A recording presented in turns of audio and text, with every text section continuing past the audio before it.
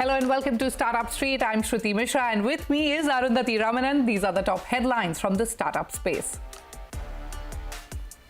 Zomato and Swiggy hike platform fee to 6 rupees per order, up from 5 rupees. Earlier, currently applicable in select cities such as Delhi, Mumbai and Bengaluru. This is the 5th time that Zomato has raised the fee over the last 1 year. Dipinder Goyal is now a billionaire after Zomato shares hit record highs. The firm's market capitalization crosses 2 lakh crore rupees. Goyal's 4.24% stake in Zomato is valued at over 8,300 crore rupees. Swiggy marks its 10th anniversary by initiating its 5th ESOP liquidity program worth $65 million. Since inception, Swiggy claims to have cumulatively enabled over 1,000 crore rupees of ESOP's liquidity, benefiting over 3,200 employees. Yali Capital launches 810 crore rupees venture fund to back deep tech startups in India. Founded by Ganapathy Subramanian and Matthew Syriac, the fund's target close is 500 crore rupees, with an additional 310 crore rupees as a green shoe option. EV ride-hailing platform BlueSmart bags $24 million in a pre-Series B funding round at a valuation of $250 million. Investors include Responsibility Investments, Renew Power's Sumant Sinha, MS Dhoni, Family Office, existing investors and founders of BlueSmart. Those were the headlines that we're tracking for you this evening, but our top story today, Zomato soars 3% after the firm hiked its platform fee for the 5th time. That's not all. The rally also helped Zomato founder Dipinder Goyal become a billionaire. Shruti, you have all of those details, so take us through that. Yeah, well, that's right. Dipinder Goyal, the founder and CEO of Zomato, joins the billionaire club as the Zomato stock set a new record of 230 rupees on the BSE, gaining as much as 2% during the day, with its market cap surging past 1.8 trillion rupees. Now, with this, Goyal has become India's richest professional manager, with his 4.2% stake in the company surging 300% since the low of July 2023 on the back of its improving fundamentals of its quick commerce arm Blinkit and turning profitable in Q1 of FY24. Now, today's rally also comes on the back of Zomato increasing its platform fee. Both Zomato and Swiggy have raised their platform fee in key markets such as Bengaluru, Mumbai and Delhi. Now, remember, the food delivery majors had last year introduced the platform fee at ₹2 per order. Customers now have to pay at least 6 rupees an order on both the apps, a 20% increase from 5 rupees earlier. While an increase of 1 rupee may not be significant for customers, but for Zomato, which delivers around 22 to 25 lakh orders a day, with that, it's back to you. Absolutely. So lots of exciting updates there. But moving on, venture capital firm Yali Capital today announced its launch with an 810 crore rupee fund, including a 310 crore rupee green shoe option. The fund is co-founded by Ganapathy Subramanian, former CEO of Cosmic Circuits, and Matthew Syriac, the executive chairman of Florentry. My colleague Ritu Singh caught up with the founding partners in Bengaluru today for more on their plans for investment. Take a look. Venture capital firm Yali Capital has announced its launch with the 810 crore rupee fund, which is going to back deep tech startups in India across chip designing, artificial intelligence, robotics, and so on. It has already identified investments in 4 deep tech companies in India and expects to close them by the September quarter of this year. For more on the company's investment thesis and their plans for investment in the sector, I have with me the 2 founding partners of Yali Capital, Mr. Ganapathy Subramanian and Mr. Matthew Syriac. Gentlemen, thank you very much for your time here on CNBC-TV18 and for speaking with us. Mr. Subramanian, if I'll start with you, given that Yali Capital is just coming into the market, this is your first ever fund. Tell us briefly about Yali and how soon do you expect to close this 810 crore rupees that you target for the deep tech sector? So Yali, as you rightly said, is the first, it's a deep tech fund focused on India as a geography. And we are planning for 810 crores, including our green shoe. And we expect, the first launch is today, and we expect the fund to close within 3 to 6 months of the first launch. Okay, and could you tell us a bit more about who you're raising these funds from, and generally a picture of what you plan to do thereon? So the 50% of the money we expect to come from individuals, and the other 50 from large corporations, family offices, and fund of funds. So in terms of individuals, we have been very lucky to collect strong technical executives, entrepreneurs globally. That's from India, Bay Area, Southern California, and corporations globally, especially the semiconductor firms, would be the limited partners in this fund. All right, Mr. Syriac, if we could get more specific on, how many startups are you looking to invest in with this 810 crores when you do complete raising it, and what's the sort of average check size you'd be writing them? Sure. I think our idea is to invest maybe 15 companies, and the way we approach this is we will do kind of fund them very early on, maybe 10 companies. The average check says there could be, let's say, $2 million, let's say 15 to 18 crores. The companies that do well from there, we want to ensure that we are there to support them through their life cycle, at least early part of the life cycle. So the second checks for those companies, let's say maybe 5 of them, could be in the 8500 kind of level, 100 crores level. So the idea is to kind of see them through a reasonably, kind of get them reached to a go-to-market stage. And obviously, we will continue to support them in fundraising going forward as well. All right, but you've already identified 4 companies in the deep tech space. You haven't made their names public, but anything you could tell us about them? The first one that could close near term is a cancer genomic precision healthcare business. We expect to sign that deal in the next few days. The second business is an electro-optics company.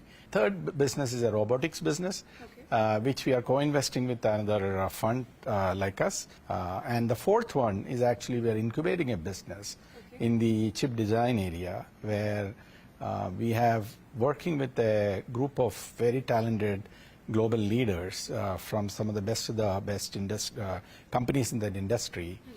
So the idea is to kind of bring that team together. That may take a little bit more time, but we expect to close all these deals before end of September. So we want to understand from you, from a Yali Capital point of view, what is your investment thesis? What are you looking at? So our investment thesis is deep tech, and what we call as deep tech is any startup that is backed by technology as a moat.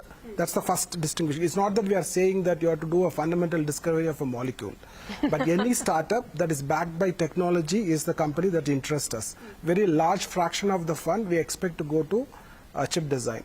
Apart from that, I strongly believe India is very good in robotics, and India is very good in, for example, smart manufacturing. AI and Gen AI, we have some companies coming up, but we believe that will be many such companies, good companies will come up in India in future. But for the investors that are putting money into the fund, what kind of returns are you promising or expecting? So I think, this is, as you rightly pointed out, this is a little bit of a longer horizon investment. The thesis and, these companies take time to build. And also it's inherently, because of the technology risk, etc. There is both the maturity risk and the technology risk. So we would like to compensate our investors for that. So when we look at investing in these companies, we are expecting a 5 times, multiple of invested capital, 5 plus. Okay. Not that all of them would do that, but that's what we are shooting for. Our kind of underwriting and our kind of deal selection would be focused on that. And one of the things that we would also do is we would very opportunistically, maybe 1 or 2 companies, and one we have already identified, which will have a little earlier exit so that the investors see some money coming back. To give them some confidence. Some confidence. So one of the deals that we are talking about, which is in the final phase, is potentially a pre-IPO. It's too early to call that, but even if it is not going to take more than 2-3 years for us to have an exit.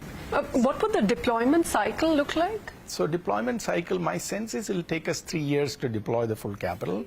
The government came out with the draft national deep tech startup policy. The budget's around the corner. So I'm just wondering, from an investor point of view, from the ease of doing business, from a policy perspective, what would you like to see from the government, to sort of resolve some of the challenges related with the deep tech sector in India? So we need a lot of support from government. If you take something like a chip design, government has done extremely well, I would say, in terms of fab policy. They have a chip design, something called D2I, they have a PLI, and they also have C2S. There are multiple programs the government has put in place. Lots of emphasis has to go into the design. While manufacturing is very important, equally important is India's strength, which is intellectual property, right? I mean, we are very good designers. So, I mean, that doesn't require a huge amount of infrastructure. So I think government should back the design companies, equally as manufacturing companies, even I would say should emphasize more on the design portion of the deep tech. So that's Yali's bid to help deep tech startups in India. But moving on, Gujarat-based plastic waste recycling startup Ricron Panels secures undisclosed Series A funding led by Boon Sustainable Technologies. The firm plans to use the funds to boost marketing, distribution and increase production to 2,000 tons per month. With India's plastic recycling sector set to reach 23.7 million tons by 2032, we find out how Ricron Panels hopes to grab a larger pie of the market. Joining us now is Rahul Chaudhary, the co-founder and director of Ricron Panel, and also with me, my colleague Shruti. Thank you so much for joining us on the show today. You know, to start with, you essentially take plastic waste and recycle it into high-quality building materials with sustainability at the forefront of everything that you do. Take us through what you have on offer and the kind of impact you've managed to create so far. Thank you for having me on the show. So solar has seen this curve. EV is currently riding it. I think the next big space is clean tech, specifically building materials and building technologies. So Ricron is at the forefront is a recycling company, but what we tend to do is we work with replacing materials like plywood, cement boards, and steel, which are a highly carbon negative, carbon positive, source for construction. So with Ricron, we're a carbon negative building material, and our focus is to expand the end of life that typically these products have. So with being recyclable as our mode, we feel that the customers that we're working with can have a larger impact and to bring more circularity in their ecosystem. All right, Rahul, this is Shruti quickly stepping in. You've raised a Series A round recently that Arundhati just mentioned. You've not disclosed how much it is, if you could tell us that. And also, what are the fund allocation plans? Like we mentioned earlier, marketing and, of course, expanding operations is what you're looking at. Can you tell us any new sectors that you're planning to enter? Sure. So our previous round was from a clean tech investor, which was focusing on plastic recycling, but we were conscious to raise this round of funding from a strategic investor. So our investors are promoters of Polycap, and the idea is for us to expand our footprint across India, leverage our distribution. Currently, we're present in around all tier 1 cities, and the idea is to have access to 100+ cities in distribution. So this fundraising will help us in building that branding, that kind of branding. Also, where we intend on spending money on product development. The current space that we're largely focusing on is construction. So we work with companies like L&T, Tata Projects, DLF, and we're working on the entire life cycle of a project typically. And the next big space that we're seeing is retail and retail interiors and fit out space. We are working with brands like KFC, Nestle, Adidas. And with the retail footprint growing up, there's a very strong opportunity in replacing materials like MDF, gypsum board, and in a lot of applications, plywood and timber. So that's the current space we're working in, and we have some strategic tie-ups with companies that are working in cold storage. So a lot of materials which are very expensive, are non-recyclable, and have a very high carbon footprint. We're looking to work at a functional level in terms of reducing their economics, as well as a much larger product life cycle. So for example, cold storage definitely is one of our top areas that we're focusing on. And mobility and transportation is another space which heavily relies on materials like plywood, for instance. Right. So these are the spaces we're focusing on. So lots of big names there on your client list as well, and you're looking at retail, which is the next big thing, cold storage as well. But you recycle about 5,000 tons per year, right? So talk to us about your manufacturing capabilities. What's it at right now? How much do you want to increase it by? And where are they situated at this point? So we're currently set up in Gujarat, and we're setting up a new factory in MP. And we look at raising another round of investment to scaling up our capacity in the next 3 years, where we want to set up 4 new locations. We have a pan-India market, but if we set up shop manufacturing setup in north, south, east, and west, so we can look at reducing a 20% cost advantage for our consumers. So and we're looking to increase our capacity to 100,000 tons in the next 3 years. Talking on the impact side, this is we're looking at around 500,000 tons of CO2 emissions of reduction every year, which is a great figure. And what is also interesting is the fact that we're also part of EPR compliance. So we're also monetizing on the basis of the EPR credit that we generate. And on the basis of the latest circular from Ministry of Industries, I think carbon credits will also be an opportunity in India. And I think given the customers that we have in construction and real estate, I think carbon credits will also be a very interesting area of monetization for us. Okay. Rahul, quickly, if you could also tell us where do you collect your waste from? And the biggest challenge with sustainability has been the cost at which it comes, normally more expensive than other materials. So how are you using your technology to make the material that you sell competitive? So it's a proprietary technology, and we have a product patent also. Okay. And the materials that we focus on are non-recyclable in nature. So, for example, most packaging materials that go in consumer products, pharmaceuticals, and other packaging applications are typically non-recyclable. And this is precisely the waste plastic that we see, choking our rivers and ending up in landfills. So this is the waste category that we deal with, and the cost of procurement is pretty much zero. It's the supply chain effort that goes in. So it's a very large area to work upon, but the supply chain is largely missing. So we have spent a lot of time and effort in building that supply chain, and currently we're working with the governments at a municipal level. We're also working with the private sector. And we're also working with larger brands like Nestle, Mondelez, and Unilever for taking part of their supply chain management initiatives around waste plastic management. So we work across the board, but yes, the supply chain is actually missing, and which is a global phenomenon really.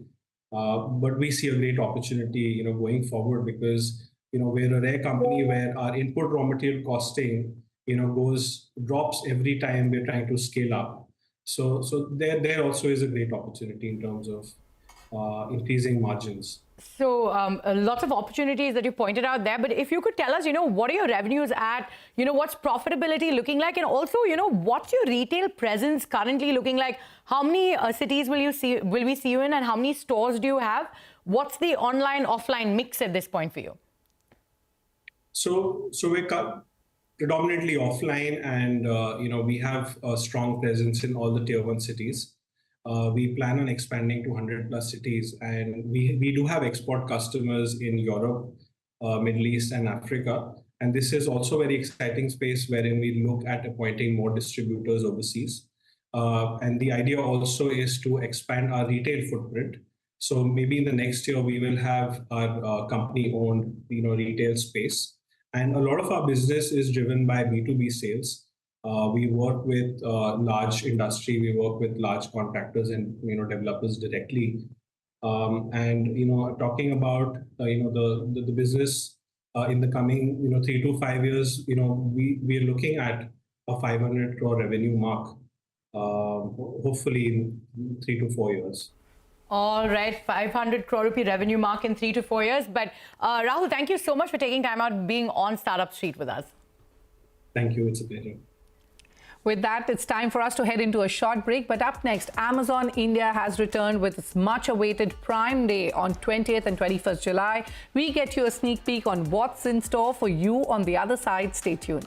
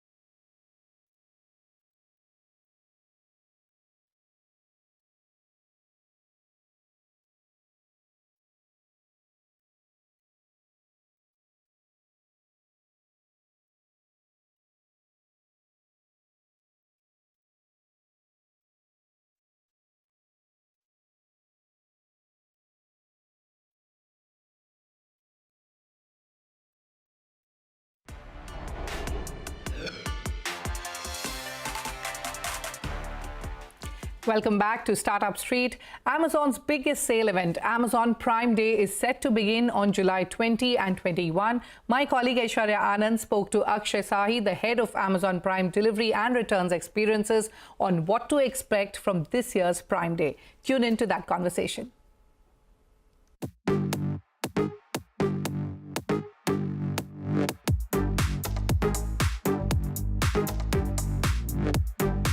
Amazon India is gearing up for the 8th edition of its Prime Day on July 20th and 21st. The mega sale event will witness new product launches from over 400 global and Indian brands. Not only that, the e-commerce giant, which has a network of over 1 lakh sellers, will also showcase over 3,000 products from these small business owners across categories such as home, fashion and grooming. Well, last year, Amazon India stated that it clocked a peak of 22,190 orders per minute. So what is the projection for this year? Let's find out.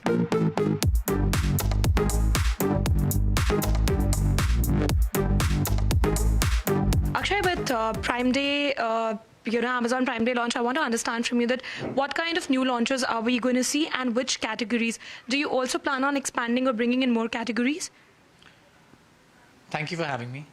First of all, this Prime Day, I think we've always been very excited about creating new product launches as one of the pillars for Prime Day.